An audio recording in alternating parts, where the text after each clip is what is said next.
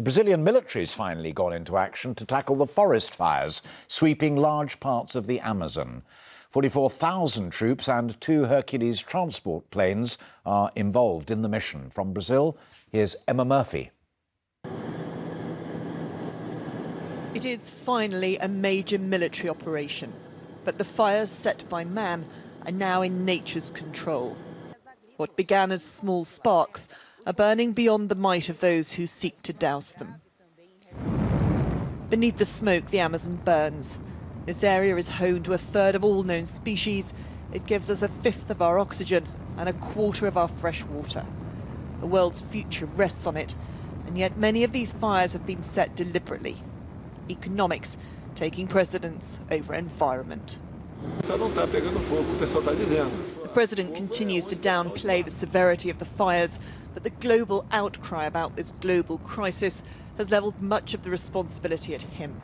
He wants to grow Brazil's economy from the soil of the rainforest. As a result, farmers and loggers, emboldened by that policy, have now set an aggressive path of burning land to hasten deforestation. Those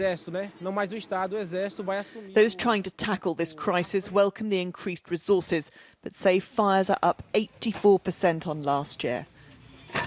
And every ember has the power to engulf huge areas. Dark falls before the sun even sets here, the choking smoke engulfing towns and cities many miles from the nearest flame. The consequences will spread much further and for generations to come. Emma Murphy, ITV News, Brazil. The fires raging across part of the Amazon rainforest have been high on the agenda of the summit, where President Macron said G7 leaders had agreed to help the countries affected as fast as possible. Most of the worst affected areas are in northern Brazil, where our correspondent Will Grant has been on board a Greenpeace plane to see the extent of the damage. This is environmental destruction at its most brutal. Swathes of forest reduced to a graveyard of blackened, charred remains. The flames rage unabated, fanned by the dry weather and wind, no one putting them out. The smoke at times reduces visibility to almost nothing, an acrid stench of burning hanging over the devastated landscape. Greenpeace flew over the state of Rondônia to map the extent of the damage.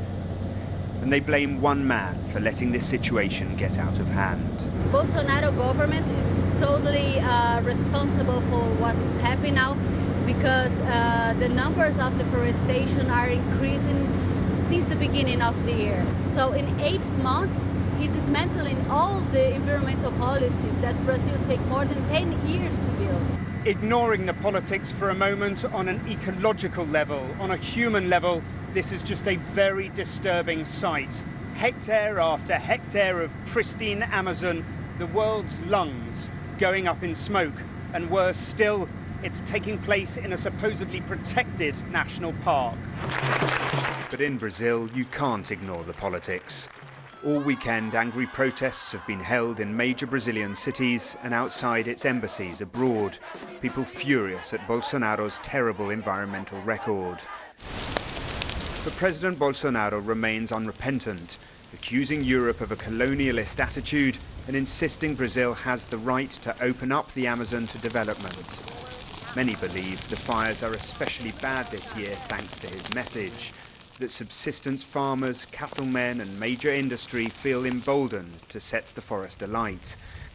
But there's some sympathy for greater development in the state of Rondônia, where Bolsonaro won over 70% of the vote.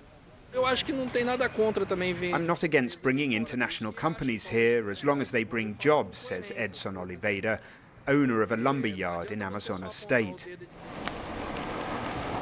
It has always been a challenge for Brazilian governments to find a balance in the Amazon, but President Bolsonaro has opted to exploit it for mining and farming. With the dry season to get much worse by October, these fires may burn for many weeks yet. Will Grant, BBC News, Rondônia State.